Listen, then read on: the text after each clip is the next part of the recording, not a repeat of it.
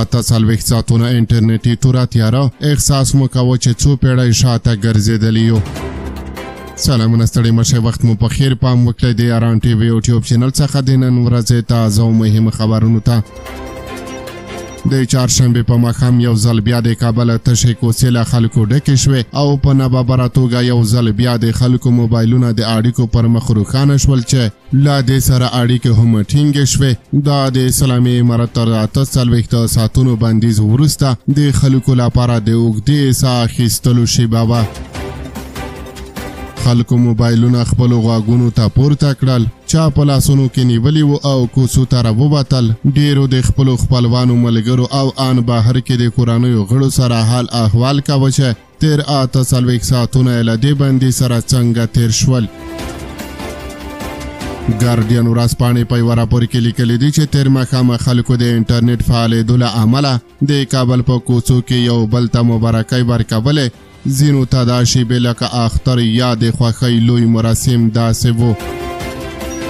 د انټرنیټ لا بندیز ختمېدو سره یو ځل بیا په خلکو کې احساسات را ژوندي شول. رستورانټونو ته لاړل او ملګري سره چوپا چوپا راټول شول او د انټرنیټي بندیز پر مهال یې د خپلو کړاوونو کیسې سره وکړې.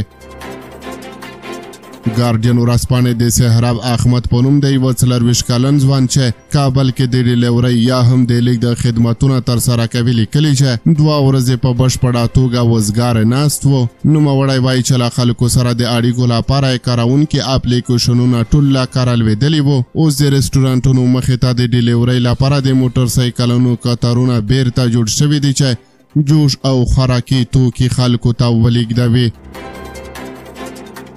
ګارډین ورځپاڼې لیکلي دي چې یو شمېر ښځې هم په کوڅو کې راښکاره شوې. ګارډین د یوې نجلۍ له قبله لیکلي چې نوم یې د امنیتي اندېښنو له کبله نه دی ذکر شوی. لیکلي زه دا حالت نشم بیانولی چې څومره د آرام ساه مې واخیسته، آنلاین زده کړې کوم او لاخیره بیرته دا د پیل شوې.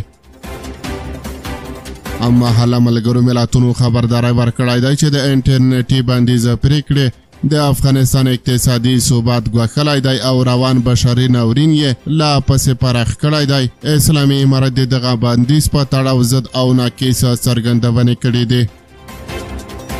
دغه انټرنیټي پرېکونو وروسته له هغې رامنځته شو چې اسلامي امارت د غیر اخلاقي پاڼو د شتوالي یادونه وکړه او دا د انټرنیټ د بندېدو مهم لامل وباله، خو د معلوماتو او ټکنالوژۍ کارپوهانو دغه چاره مناسبه نه بولي او زیاتوي چې د ناسمو منځپانګو د بندېدو لپاره نورې لارې چارې هم شته. د طالبانو په لومړۍ دوره کې انټرنیټ نوې پدیده وه. هغه مهال د کمزوري اقتصادي وضعیت له کبله افغانستان مخابراتي سکتور کې د زیربناو جوړولو توان نه لره، خو په تیرو 2 لسیزو کې د افغانستان اقتصاد ورځ تر بلې پر انټرنیټ تکیه موندلې ده چې ان په لرو پراتو کلیو او سیمو کې هم افغانان د خپلو روزګارونو لپاره له انټرنیټ کار اخلي. د غلام رباني په نوم یو کریډیټ پلورونکی چې اوس یې تر بندیز وروسته هټۍ بیا له خلکو ډکه شوې ده وایي نړۍ پرمختګ کړی دی. اوس د 10 کالونو پخوا غوندې زمانه نه ده.